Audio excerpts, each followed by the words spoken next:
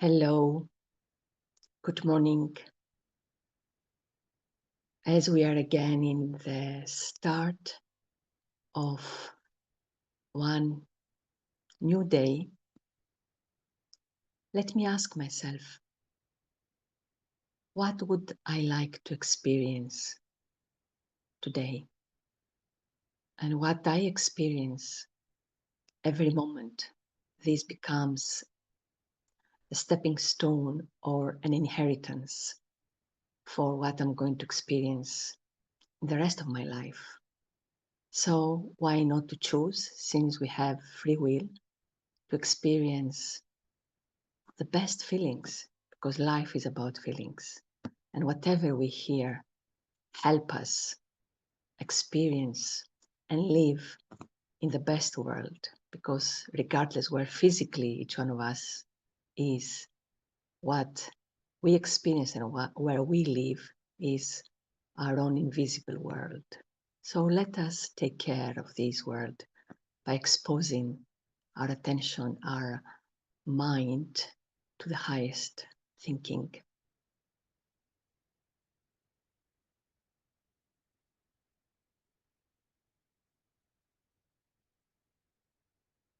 Seeing the people of India, the Father felt mercy for the souls of the number one religion, who have forgotten their own special things and become so engrossed in adopting the things that the soul of a later religion have renounced.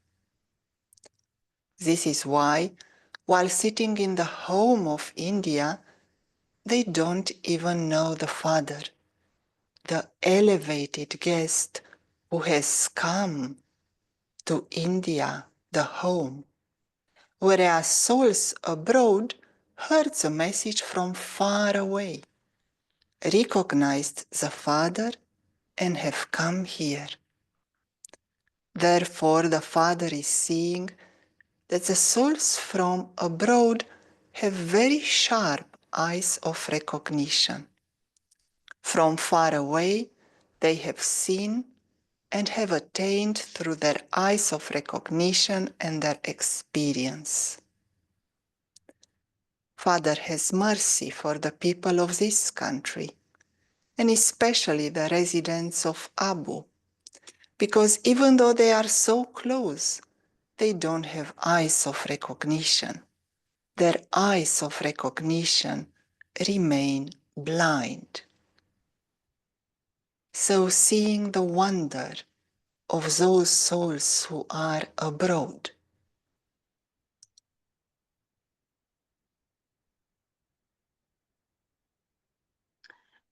What comes to the mind is Alexander the Great, who, of course, apart from his imperialistic plans and motives, when he was asked why he started this whole expanded, how we call it, all this journey for conquering the world, that he managed to do so, but the answer that he gave was that he wanted to find and drink the immortal water, the immortal nectar that India had. So even in those times, the ancient times, it was somehow in people's awareness that there is something precious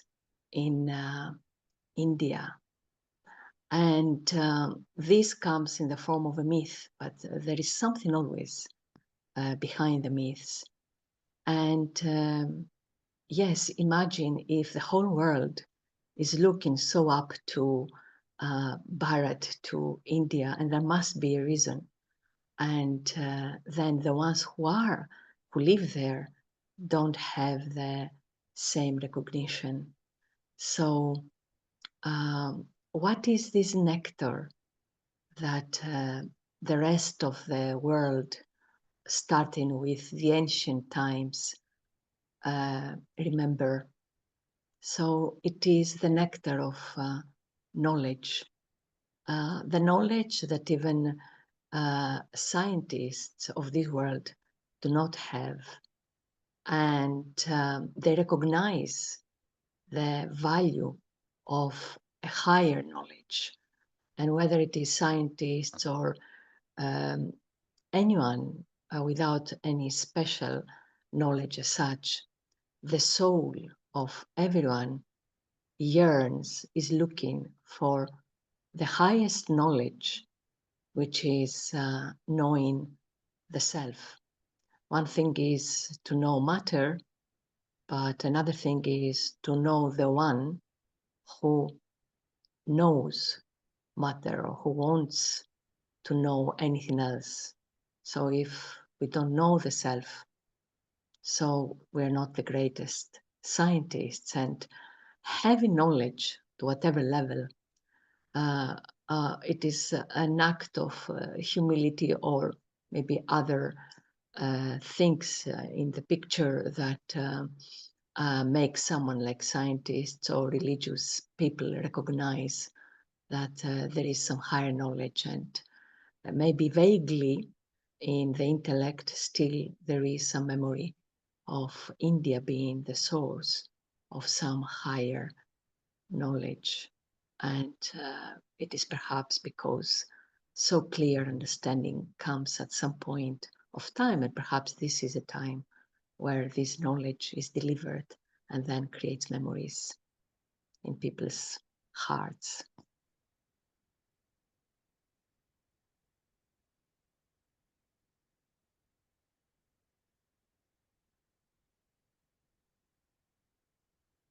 Do you constantly experience yourself to be full of all attainments? What signs are visible in a soul who experiences all attainments? He will be constantly content. The sign of contentment would be constantly visible on his face.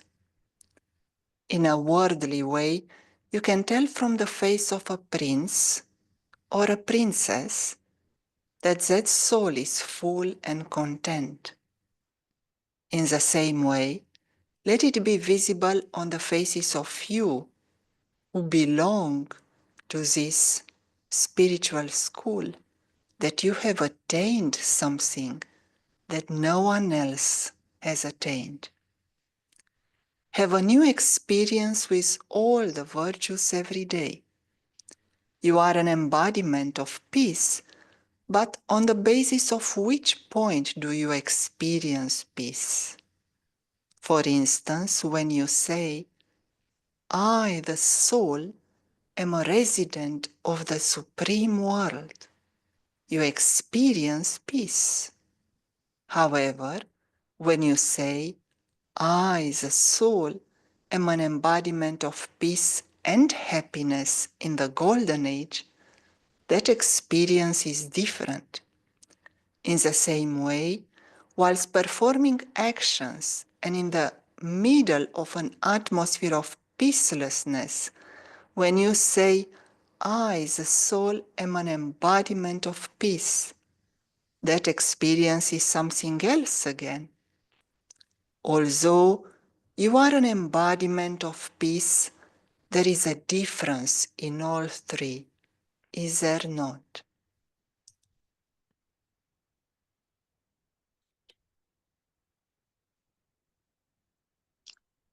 Whatever human beings have been doing throughout the history of mankind aims for the same thing, to experience these qualities that seem to have the first place in the list of what is important, what is of value for one's life.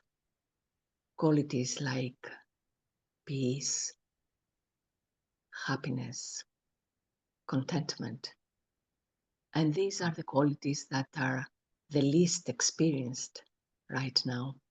So having the knowledge in a very practical way of how to experience these qualities, this must be the highest knowledge. and to know exactly how to experience them in their absolute form.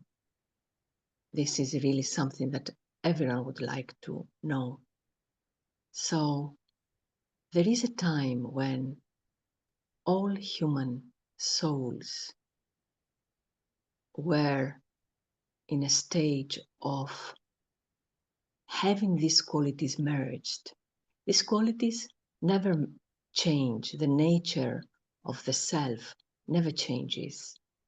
But there are stages in the journey of the soul, and the roles of these qualities at certain times of the expression of the self. So there is a time when these qualities are more merged, and the experience is more the perfect peace. The same way when someone is at home, no matter what role or what qualities have and what role they can play. So these qualities need the right platform, to be the right environment, to be able to be expressed. So when we are at home, which is beyond this physical world, there is silence, there is peace, perfect peace. And that's why everyone is looking for peace. There is a time when everyone comes here on this physical dimension, and the qualities that everyone has and the very nature of everyone is positive, then this is a chance when they come here to express these qualities. And then during our journey, something to go a little bit wrong, but this is the time now to understand the game and go back to experiencing the peace, the happiness, the contentment that the self is the source of. This is our nature.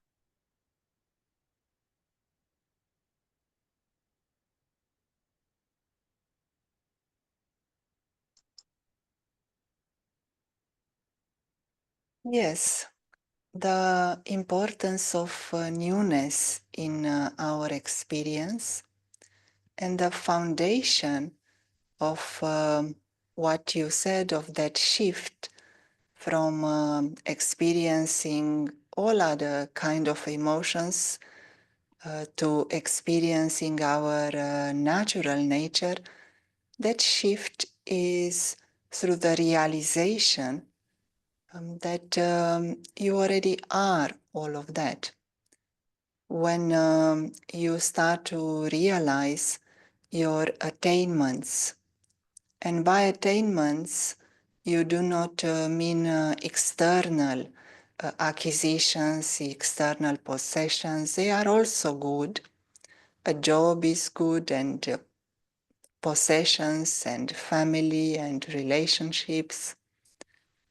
However, being able to count your internal acquisitions, your internal realizations, what you have experienced in terms of calmness, when you are able to remain quiet, when others have challenged you, when you were able to give someone a hand and help them at the time of need, when you were able to go out of your way and give your time to a project that was just starting. So when you are seeing all your inner attainments in terms of using the virtues, the qualities of the soul, in terms of using the powers that you have, because all of you have all that powers and you are using them. However, there is inside a voice that is as if not allowing us to be aware that we are powerful, not allowing you to recognize that eye of recognition, to have an eye of recognition that is external, that can recognize the Supreme Soul, first you have to recognize your own powers. And there is a voice inside that keeps saying, you don't have anything, you can't do it. And I remember as a child, the father kept telling me, there is no such word as I can't do it, or it's only the word I don't want to do it. So if you want something, you have all the powers. So starting to be aware of how many virtues actually you are using throughout the day, you are sharing with others, all the powers, power to accommodate others, power to face a situation, power to withdraw from a challenging environment. All that powers are there for you to realize that you are very rich inside. You are that prince.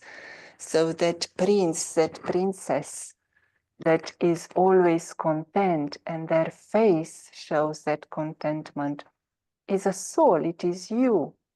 And like you described, when you are in the realization of all your attainments, you can play with peace that is deep and peace that is of the home. And then you play with a peace that is filled with happiness, filled with joy. And then you play with a peace that is answering to a certain problem faced at work. And you feel everything is a play. You can create newness in every moment, because you become the master of your mind once again. After all, the whole journey, as you described, is a journey of regaining control over the mind, being able to be the master of your thoughts and creating pure, positive thoughts and good wishes for everyone. Would you like to suggest a practice for the day?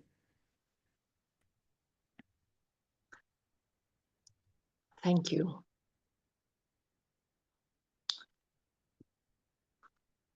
What we have spent so much energy in terms of time, money, any kind of effort that each one of us has put so far in order to experience the most precious experiences, which is the self himself. So this is so simple and so easy. And it's a very fortunate moment in one's life to realize that in 1 second, and this is what we're doing now, and this is what we can do any second, any moment during the day for the rest of our life. So in a second, I can choose consciously, until it is natural again, to give the oxygen of my attention to what is true, to what is real. And it happens so that the self is not this physical body, is invisible. So we become aware of this invisible presence, like someone. We can visualize someone who is nothing, who has nothing to do with his physical body. He's of light, like a body of light. And this body of light, like an angel,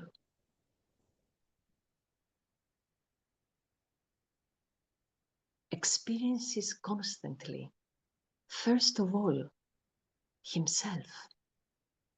He is a silent presence, and this silent presence experiences his silence. And in this silence, there is everything that one can ever experience. when it comes to what is true. And it happens so that the truth is so positive, the most positive. So the silent presence lives in the world of happiness, of peace, of love. And there might be a voice out of habit that comes and says all sorts of stories that come with other feelings. But this being sees all of these stories very distant, very far. Nothing can pull this presence from the silence that he experiences.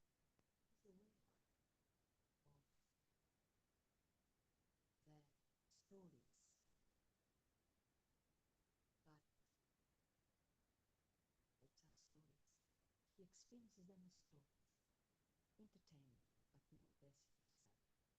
So throughout the day we can play with this image. Thank you for today. We couldn't hear the last words. Again, we couldn't hear. But we could hear that the invisible angelic being of light is in that experience of peace, love, and joy. So let us practice that today. And we'll meet again tomorrow. Bye bye.